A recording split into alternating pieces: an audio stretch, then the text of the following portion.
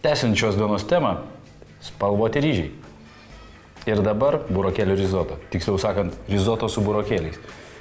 Naudosime burokėlių sultis. Pradžiai pasiruošime salierą, svogūną ir česnaką. Tai yra tradicinis sofrito mišinys, kurį naudojame gamindami tradicinį rizotą. Rizoto tradicinis itališkas patiekalas. Pavadinkim tai tiesiog ryžių košę. Ispanijoje turime paė, kas yra ryžių košė su jūros gerybėmis arba su višta. Italijoje turime rizotą, Lietuvoje turime ryžių košę. Kaip tai bevadintum, tai vis tiek yra ryžių košė. Su tam tikrais priedais ir išvirta pagal tam tikras taisyklės.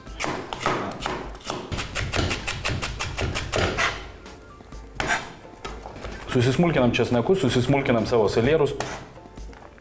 Pradžiai pradėsime kepinti salierus su svogūnu ir pabaigoj,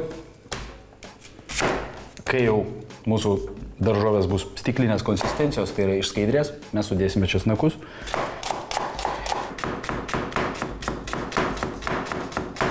Daržovės jau susmulkinam, užkaičiam mūsų indą, kuriame gaminsime. Šiandien aš gaminsiu keptuviai, pilame alyvuogių aliejų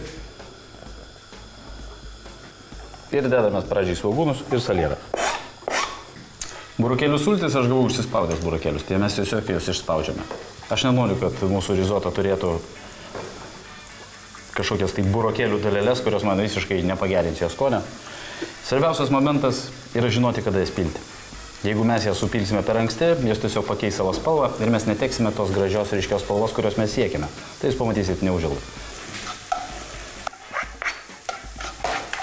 Mūsų svogūnai su salierais yra reikalingos konsistencijos, dedame ryžius, būdame labai atsargus, kad gink dieve nesudegytumėm česnako, nes ko mes nenorim, tai kartumą mūsų patiekalė. Šiek tiek sumažinam ugnį.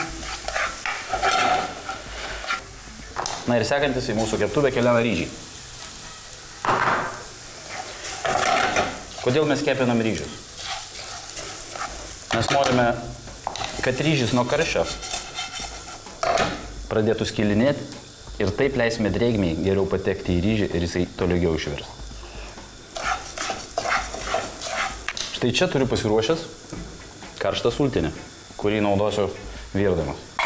Vėlgi, liepsną didinam didelės. Kai ryžiai šiek tiek jau bus apkepę, į keptuvę keliauja baltas vynas.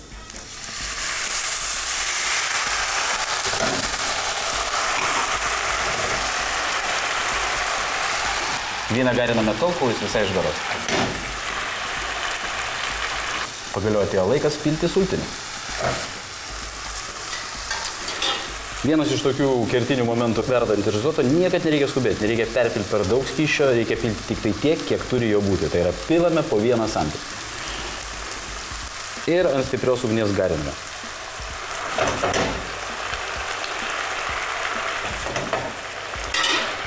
Jei naudojate tefloninę keptuvę kaip aš, galite maišyti rečiau, nes jums nepridegs. Jeigu naudojate puodą, nepamirškite maišyti.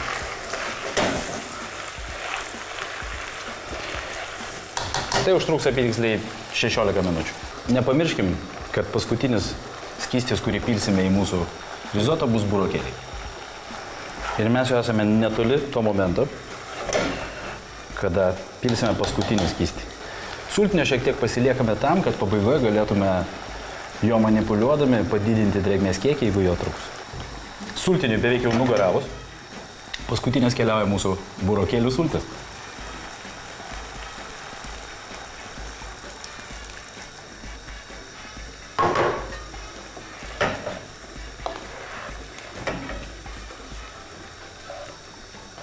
Matau, kad ryžiai jau beveik paruošti. Dar 2-3 minutės ir perėsime prie paskutinės fazės. Tai yra į ryžius įdėsime mūsų puikaus parmezano ir, vos nepamiršau, sviestą. Svarbiausia burokėlių sultis pilti pačias paskutinės, nes tik taip mes išsaugosim tą ryškę, gražią, nuostabią burokėlių spalvą. Priešingų atveju turėsim šaltibarščių spalvos ryžius. Aš matau, kad jau konsistencija yra artima idealiai. Atliekant paskutinę fazę, mes išjungiame ugnį. dedame mūsų sūrį, naudojame parmezaną.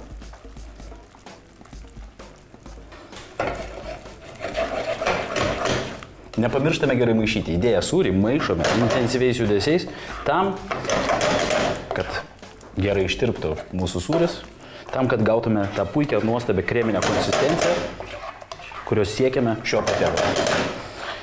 Ir tai yra vėlgi netradicinis sprendimas, bet mes galime įdėti šiek tiek sviesto.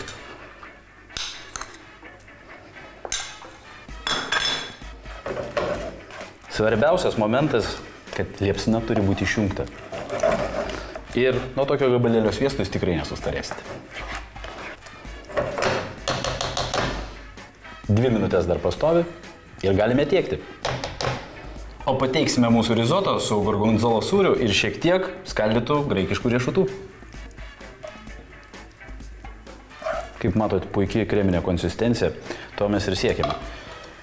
Tai nėra šiaip ryžių košė, tai yra puikus kremas. Kiekvienas ryžio grūdelis yra jame. Gorgonzola ir burokėliai, tai yra puikus derinys. Gorgonzola yra itališkas pelėsinis sūris. Galbūt galėtume gorgonzolą pakeisti ir kitų sūrių, bet vis dėlto šiam receptui aš rekomenduočiau naudoti gorgonzolą.